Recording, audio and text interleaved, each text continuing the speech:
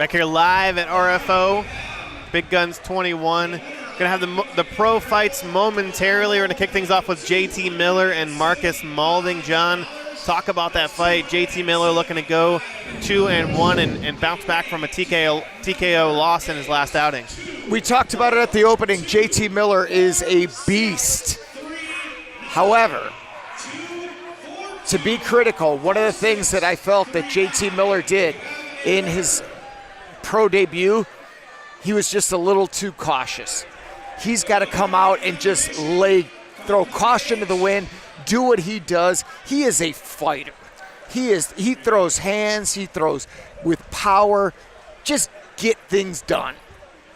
And one of the things he mentioned in his last fight is he thought he was too aggressive, so maybe he has to find that happy medium, that Goldilocks zone between being too not aggressive enough or too aggressive.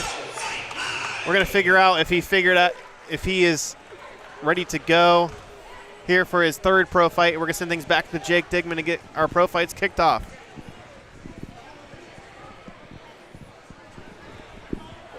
The following contest is a professional bout in the RFO welterweight division, and it is brought to you by Altercation Fight Gear. Introducing first, making his way down the aisle into the blue corner, please welcome Marcus Maulding.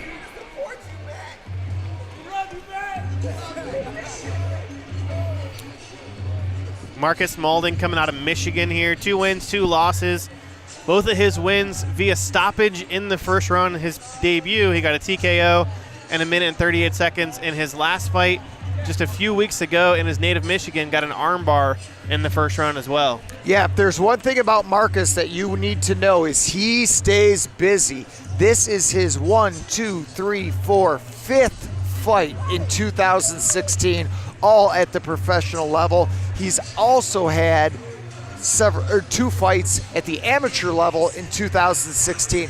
This guy is ready to go on a moment's notice. Exactly, and on the contrary, JT Miller made his pro debut in 2014 and then took a 2-year layoff before coming back in the fight against AJ Dobson earlier this year at Big Guns 19. But as we mentioned, Marcus Maulding kind of has the same style of if anybody can write a book on how to beat JT Miller, it was AJ Dobson in his last fight and just stay aggressive. And that's exactly the same type of fighter that Marcus Maulding is going to come out and probably be in this fight. And that's what he's going to have to do. He's going to have to be aggressive, take the fight to JT Miller. As you can see from the TV right now, crowd is a little bit sparse because of weather. We've had just unseasonable snow in Northeast Ohio. Snow is coming down, road conditions are terrible, but those that have made it are solely behind JT Miller. And so that's one of the things Marcus is going to have to deal with, is a very pro JT crowd. Exactly, and Marcus Maulding making the trek over from the Michigan area late last night. I know he said one of his coaches wasn't able to make it here, had a little bit of some difficulties with that, but nevertheless he shows up and is ready to fight. And his opponent making his way down the aisle into the red corner, please welcome JT Miller. You hear the big ovation for JT Miller, the strong style faithful, bringing him to the cage. And one of the things I noticed right off the bat, JT Miller is, from the eye test, is the bigger person as far as not ethics, but size. He is just a bigger person. And of course, JT Miller with the wrestling experience at Cleveland State as well. Got a degree in criminology, now is a Cleveland police officer. And said, in one job I help people, and the other job I hurt people. Yep. So balancing out his life, we take a look here at the tail of the tape. 1-1 for the 31-year-old JT Miller, 5'11", taking on Marcus Maulding, who's going to have a 3-inch height advantage, and also that 2-1 record for Marcus Maulding. And that's one of the things Marcus is going to have to take advantage of is his height advantage. He's going to have to use that jab, keep JT Miller away from him, make JT close the distance. But the one thing with JT Miller, we know about his wrestling background, is he going to be able to close that distance, get this fight to the ground, get it down, and get it where he needs to be? And you can see, as I incorrectly said earlier, Marcus Maricelli and Pablo Castro. Pablo Castro, one of the best jiu-jitsu practitioners in the area, training at a Strong Style in Independence, Ohio. He's going to have JT ready for the ground game. JT already comes in with it, and Joe and all the guys at Strong Style who get everybody ready for their hands. I mean, when you're training and you're getting beaten up by the likes of Stipe Miocic every day, you know you're going to be ready on your feet. And one of the other things was that JT Miller, his last loss was his first loss in his MMA career. He was 6-0 as an amateur and then won his pro debut back in 2014. But as we mentioned, that 2-year layoff may have had a little bit to do with that loss in his last outing. So we send it back up to Jake Digman here for the official introductions. The following contest is a professional bout in the RFO welterweight division, and it's brought to you by Altercation Fight Gear. Introducing first in the blue corner, he fights out of Detroit, Michigan. He weighed in at 175 1/2 pounds, representing Primate MMA with a professional record, 2 wins, 2 losses. Please welcome Marcus Maulding. His opponent in the red corner, he fights out of Cleveland, Ohio. He weighed in at 174 pounds, representing Strong Style Fight Team with a professional record, 1 win, 1 loss. Please welcome JT Miller. This bout is scheduled for 3 5-minute rounds, and when the action begins, your referee is Mr. Jerry Poe. Guys. All right, you guys receive your instructions in the back. Any questions? Protect yourself at all times, obey my commands all times. Touch now and good luck.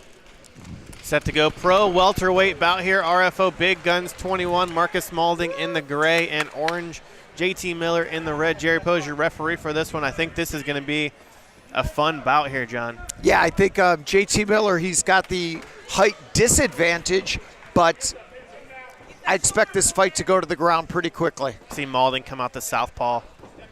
Already early on, just 10 seconds into this fight, you can see that Miller is a little bit more patient. I think that's kind of his key here. You see the big head kick attempt there from Marcus Maulding. Just barely whiffed. Now looking for that guillotine here. Miller in the clinch. This is probably going to be where Miller has a big advantage. You figure the former collegiate wrestler. Maulding throw that elbow over the top there. As we move into the pro ranks here in Ohio, the head kicks and the elbows are legal now.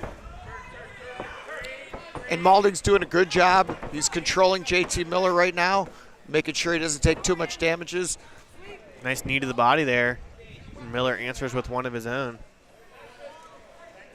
Miller now looking for this single leg here up against the cage. Gets in and it high. Looks like he's going to get it. Changed to a high crotch there and got it now in the guard of Marcus Maulding. I think he definitely is stressing the patience here. Get back to his roots, back to his wrestling roots. We saw him as an amateur, very impressive wrestling en route to that 6-0 record. And you got to dance with who brought you. I mean, it's just it is what it is. If you're that good on the ground, get to the ground. You know, it's one thing that you want to test your skills standing and you want to strike and bang. That's great. But if you feel you have an advantage by taking your opponent to the ground, do it. See Maulding here on his back. Has his hips off the ground. Pretty active off of his back so far. Miller unable to get out of the guard of Marcus Maulding. 2 minutes down here in the first round of this pro welterweight bout at RFO Big Guns 21.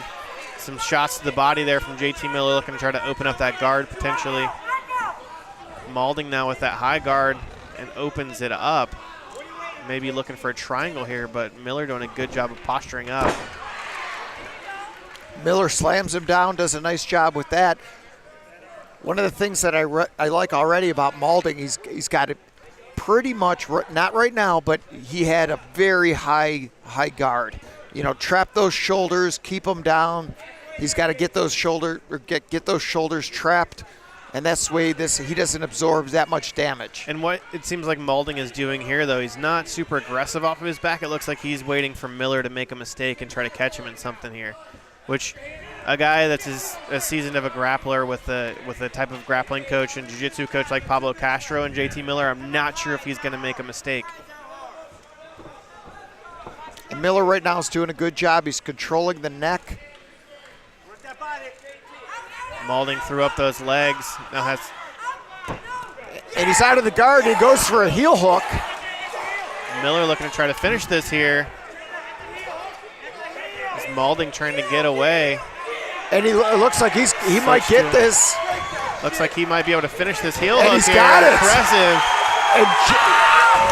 Impressive win there from JT Miller with the heel hook. Kind of out of nowhere. I don't know if, you know what, for you, me, and everybody at home, this was out of nowhere, but we have Jessica I right behind us screaming that she was wanting a heel hook. I think Strong Style implemented a game plan where they said, if you're in the guard, here's what you're gonna do. You're gonna try to do body, head, and then go for a heel hook. And you see him set it up beautifully there, the nice transition. Goes forward and then leans back. Body, head, and as transitions here. Yeah, as Maulding transition, you see Miller the was torque right there. You see the torque on that left knee. The third submission win of his career, first as a pro, and JT Miller now 2-1 on his pro career.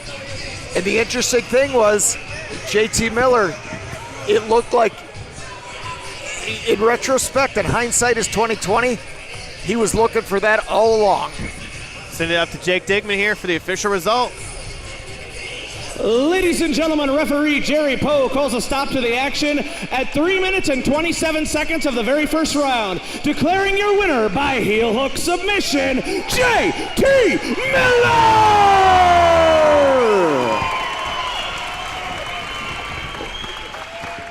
Good fight, Marcus. Thank you. Let's hear it for both these guys. JT Miller with the heel hook. I did not see that coming. He didn't see it coming. I don't think, maybe Lucas seen it coming. Lucas saw that shit coming 6 months ago when he started showing me that. You and Marcus made the show tonight. I mean, literally, you filled this half this arena. Without this fight, we probably wouldn't have been able to have this event.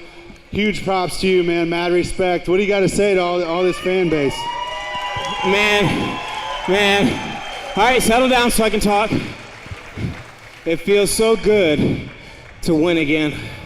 You know, last fight, 2 years off, I got greedy because I wanted to show off to all of you. I said, I'm gonna put this suit away. I got put down, almost got put down today, kicked right in the freaking head. But I shook it off. I just thank you for the support, thank you for coming out. I love all of you, thank you so much. Thank you to my sponsors, everybody. I gotta cheat.